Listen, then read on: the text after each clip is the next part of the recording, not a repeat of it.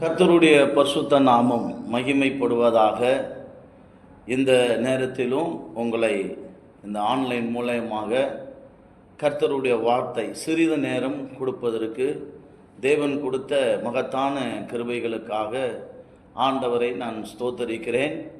கர்த்தர் உங்கள் யாவரையும் ஆண்டவர் ஆசீர்வதிப்பாராக.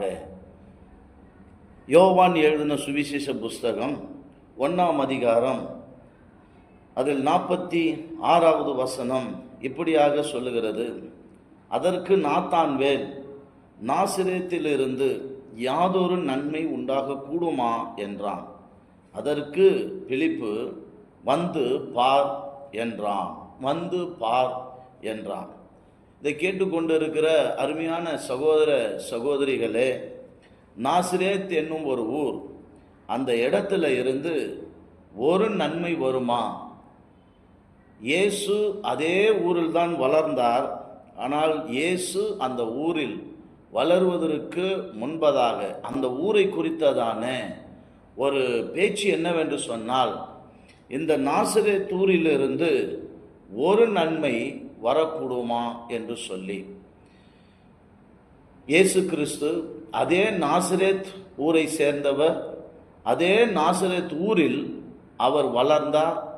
இயேசு அந்த நாசரேத் ஊரில் அவர் இருந்ததனால அந்த ஊருக்கு ஒரு பெரிய மேன்மையாக அமைந்தது. இப்பொழுது நாசரேத் ஊரிலிருந்து ஒரு நன்மை உண்டாக கூடுமா என்று சொன்னால், இனிமேல் அந்த நாசரேத் ஊரிலிருந்து பல நன்மைகள் உண்டாகக்கூடும். ஏனென்று சொன்னால், பல நன்மைகளை மனிதனுடைய வாழ்க்கையில் கொடுக்கிற, பல அற்புதங்களை அதிசயங்களை செய்கிற ஆண்டவராகிய இயேசு கிறிஸ்து தாமே அந்த ஊரில் இருக்கிறார். அவர் அந்த ஊரில் வளர்ந்தார்.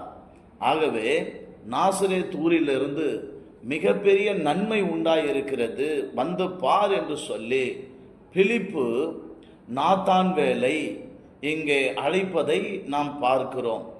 அருமையானவர்களே, கர்த்தருக்கு ஸ்தோத்திரம் உண்டாவதாக. நாம் கேள்விப்படுவது ஒன்றாய் இருக்கலாம், ஆனால் என்ன கேள்விப்பட்டாலும் வந்து பார்த்தால்தான் தேவனுடைய மகத்துவங்களை, அவருடைய அதிசயங்களை நம்மால் உணர முடியும், நம்மால் அறிய முடியும், நாம் அதை நம்முடைய வாழ்க்கையில் அனுபவிக்க முடியும். நாசரேத் ஊரிலிருந்து ஒரு நன்மை உண்டாக கூடுமா என்று சொன்னால், அவன் அந்த ஊரை குறித்து பார்ப்பதற்காக அல்ல, அந்த ஊரில் நன்மை உண்டாக்குகிற ஒருவர் இருக்கிறார், அவரை நீ வந்து பார் என்று சொல்லி.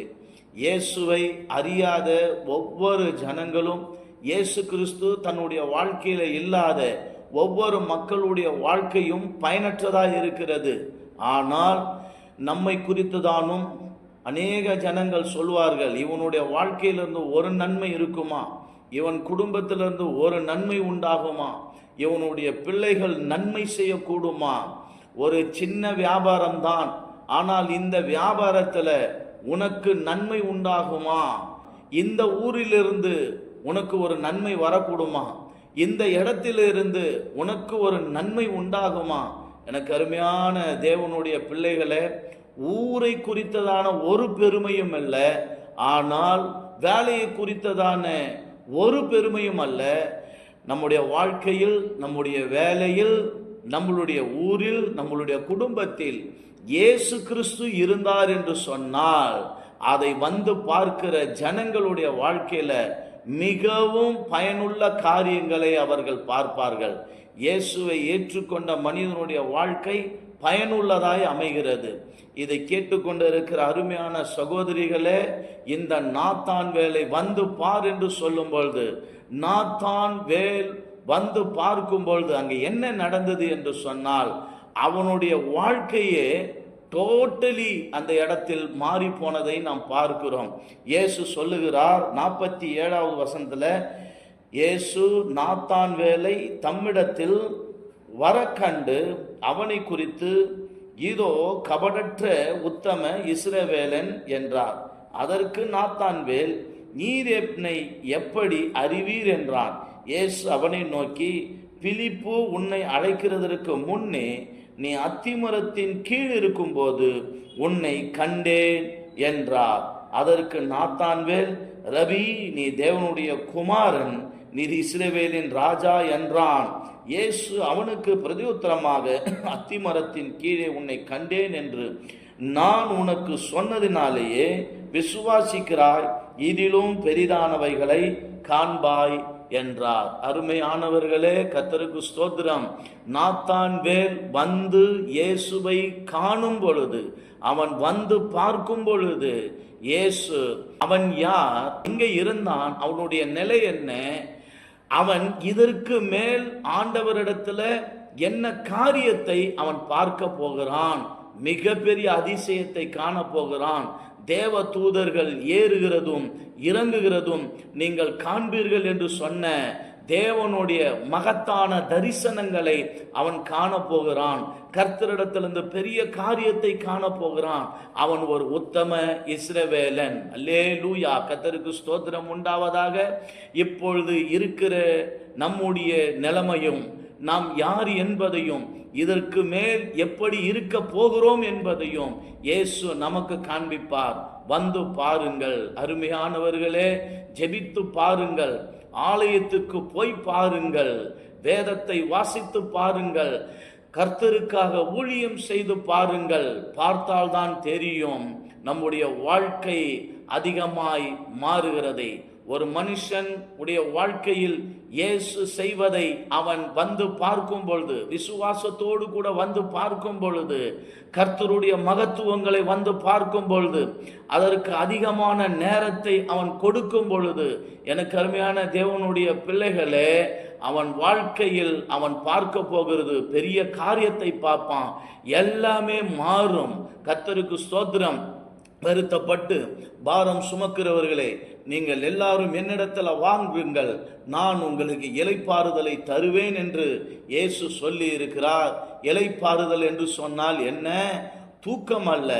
இளைப்பாறுதல் என்று சொன்னால், கர்த்தருக்கு ஸ்தோத்திரம், என்னுடைய பிரச்சனைகளை எல்லாம் ஒருவர் பார்த்து கொள்கிறார், எனக்காக ஒருத்தர் யுத்தம் செய்கிறார், என்னுடைய பாதுகாவலராய் ஒருவர் இருக்கிறார், அவர்தான் ஆண்டவராகிய இயேசு கிறிஸ்து.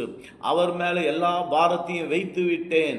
ஆகவே ஒரு நிம்மதியான வாழ்க்கை, ஒரு நம்பிக்கையின் வாழ்க்கை, ஒரு அமைதியின் வாழ்க்கை, குழப்பமே இல்லாதபடிக்கு ஒரு ஆசீர்வாதமான வாழ்க்கை, சமாதானமான வாழ்க்கை, அதுவே மனுஷனுடைய இளைப்பாறுதல். அதை இயேசு சொல்லுகிறார், நீ வந்து பார் என்று சொல்லி. இளைப்பாறுதல் கிடைக்க வேண்டுமா? அவரிடத்தில் நாம் வரும் பொழுது உங்கள் வாழ்க்கையில் பெரிய இளைப்பாறுதலை தருவார்.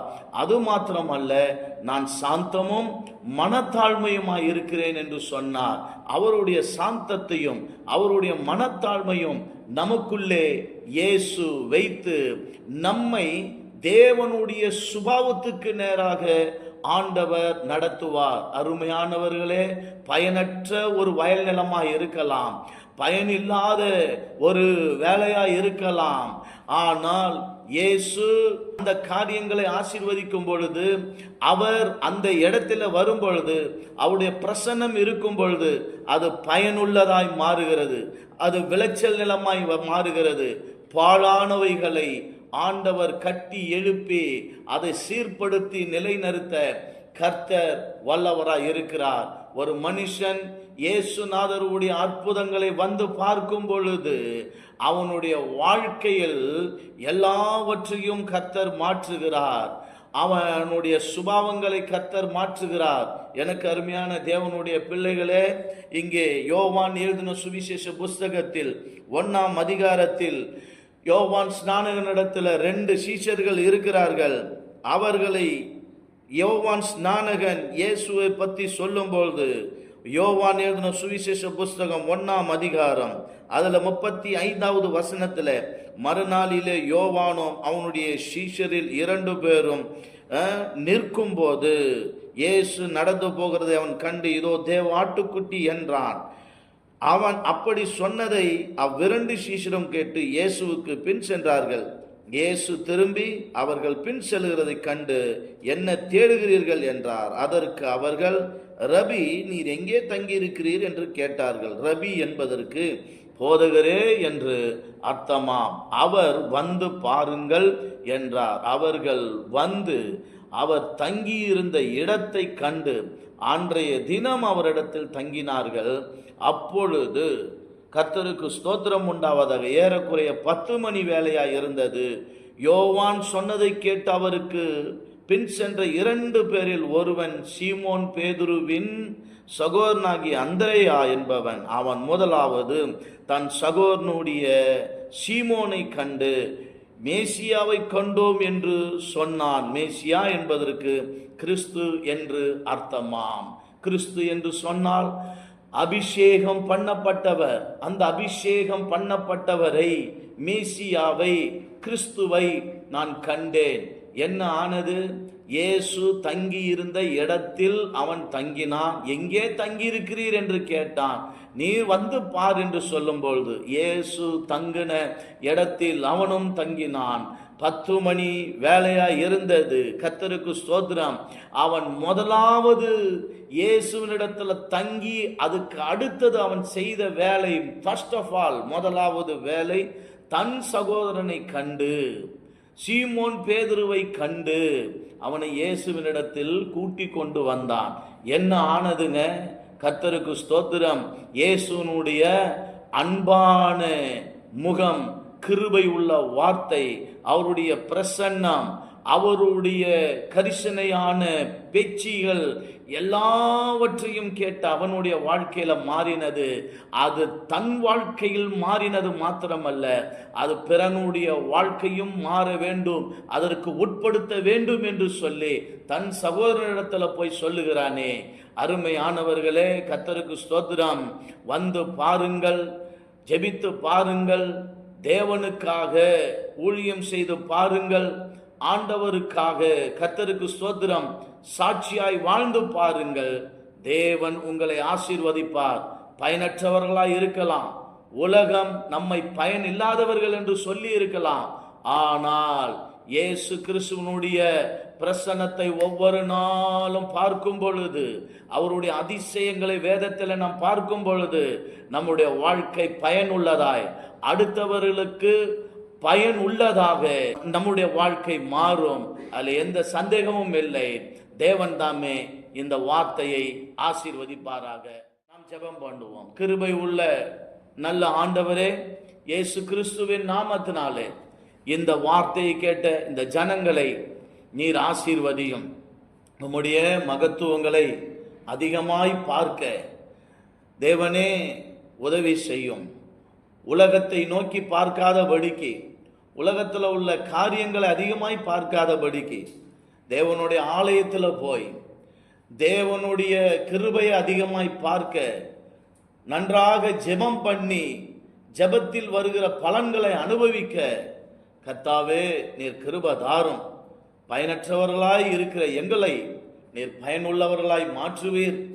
ஆண்டவரே, நீர் நாசரேத் என்னும் ஊரை மேன்மைப்படுத்தி அதை பயனுள்ளதாய் மாற்றினது போல எங்களுடைய வாழ்க்கையும் எங்கள் பிள்ளைகளுடைய வாழ்க்கையையும் நாங்கள் செய்கிற எல்லாவற்றையும் பயனுள்ளதாய் மாற்றும்.